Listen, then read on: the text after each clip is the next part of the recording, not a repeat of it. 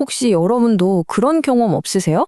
정말 재밌게 하던 모바일 게임이 어느 날 갑자기 서비스를 종료해서 엄청 아쉬웠던 경험이요? 오늘은 바로 그 얘기를 해보려고 합니다. 왜 그렇게 수많은 신작 게임들이 나오자마자 흔적도 없이 사라지는지 그 깊숙한 이유를 한번 파헤쳐 보겠습니다. 아니, 생각해보세요. 어제까지만 해도 막 광고 엄청 하던 게임 있잖아요. 야심차게 딱 나왔는데 이상하게 한 6개월? 그 정도만 지나면 그냥 처음부터 없었던 것처럼 온데간데 없어져 버리죠.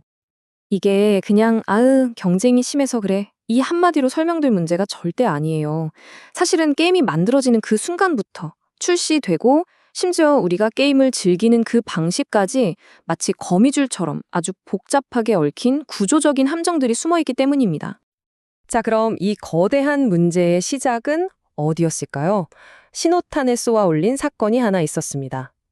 시간을 거슬러서 2020년으로 한번 가보시죠. 이때 모든 게임 시장의 판도를 그냥 뒤집어버린 바로 그 게임이 등장합니다.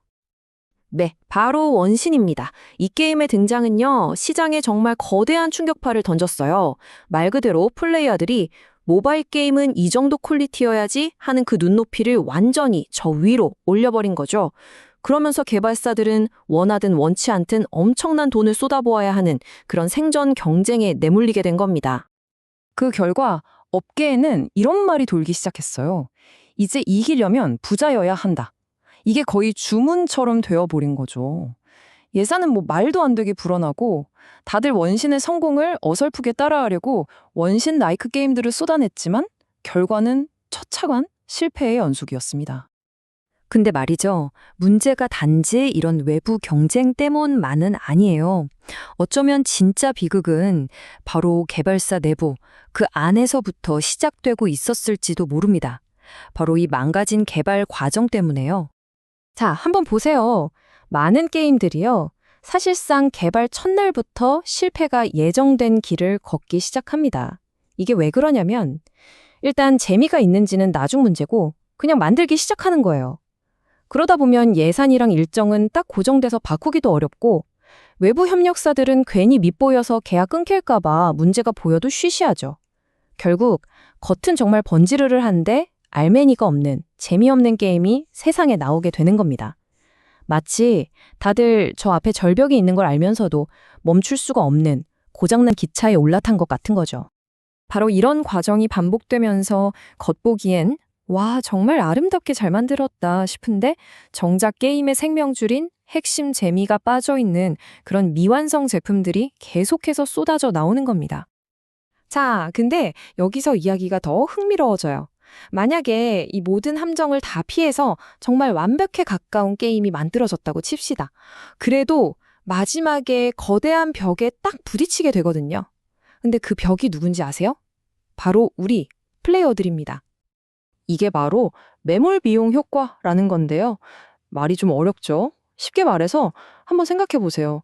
내가 몇 년 동안 시간과 돈을 쏟아부어서 키운 내 캐릭터, 길드원들이랑 싸운 추억들, 이걸 하루아침에 버리고 자, 이제 새로운 게임 시작. 이게 과연 쉬울까요? 바로 이게 신작 게임들한테는 보이지 않는 하지만 너무나도 높은 장벽이 되는 겁니다. 그리고 기존의 인기 게임들은 바로 이 심리를 아주 영리하게 파고들죠. 매일매일 해야 하는 숙제 같은 일일 미션, 이번에 놓치면 끝인 한정 이벤트, 로그인 보너스, 길드 활동, 이런 것들로 우리의 얼마 안 되는 자유시간을 그냥 꽉 채워버리는 거예요. 이러니 다른 게임을 새로 시작하는 건 그냥 시간이 없는 걸 떠나서 엄청난 손해처럼 느껴지게 만드는 거죠. 실제 데이터를 봐도 이건 너무나 명확해요.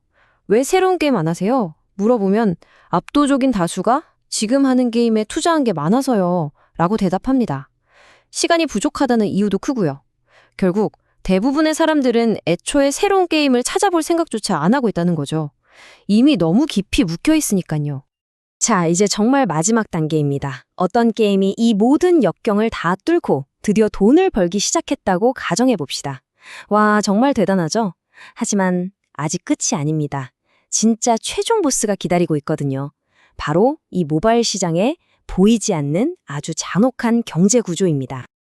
자, 지금부터 저랑 같이 간단한 산수를 한번 해보시죠.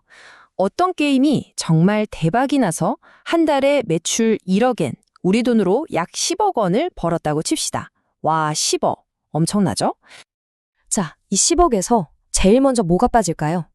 네, 바로 애플과 구글이 가져가는 플랫폼 수수료. 30%가 그냥 순식간에 사라집니다. 그리고 남은 돈에서 또 뭐가 빠지냐? 새로운 유저들을 데려와야 하니까 광고를 해야겠죠? 이 광고비가 또 어마어마하게 나갑니다. 한 20% 정도가 또 빠져요. 혹시 이게 유명한 만화나 영화 IP를 가져다 쓴 게임이라면? 그렇죠. 원작자한테 로열티를 줘야 합니다. 여기서 또 10%가 사라지고요. 자, 이제 마지막입니다. 게임을 계속 업데이트하고 관리하는 운영팀이 있어야 하잖아요. 이분들 월급 줘야죠. 운영비로 또 30%가 나갑니다. 자, 그럼 다 떼고 나면 얼마가 남을까요? 놀라지 마세요. 10억이라는 그 엄청난 매출에서 실제 이익은 고작 10%, 1억 원만 남게 됩니다. 근데 이게 끝이 아니에요. 이건 수백억 원이 들었던 최초 개발비는 한 푼도 갚지 않은 상태의 금액이라는 겁니다. 정말 숨이 턱 막히지 않으세요? 자, 지금까지 정말 좀 암울한 현실을 들여다봤는데요. 그렇다면 이 망가진 시스템을 고칠 방법은 정말 없는 걸까요? 다행히 원본 자료에서는 몇 가지 대담한 해결책을 제시하고 있습니다. 핵심은 이거예요. 더 크게 만들지 말고 더 똑똑하게 만들자. 첫째, 처음부터 수백 명으로 시작하지 말고 딱 3명 정도의 소규모 팀으로 이 게임이 과연 재밌는가, 이 본질부터 찾으라는 겁니다. 둘째, 10분 플레이 테스트를 도입해서 딱 10분 해보고 재미없으면 과감하게 프로젝트를 버리라는 거죠. 그리고 마지막으로 이게 정말 중요한데 실패하는 프로젝트를 용기 있게 중단시킨 사람에게 불이익이 아니라 오히려 보상을 해주는 문화를 만들라는 겁니다. 킬미팅 같은 걸 공식적으로 만들어서요. 결국 시스템 자체를 뜯어고치자는 이야기입니다. 결국 이 모든 이야기를 종합해 보면 우리는 하나의 질문에 도달하게 됩니다. 지금의 이 모바일 게임 시장을 구하기 위해서 어쩌면 우리는 기존의 성공 공식들을 전부 파괴하고 완전히 처음부터 새로운 판을 짜야 하는 건 아닐까요? 여러분의 생각은 어떠신가요?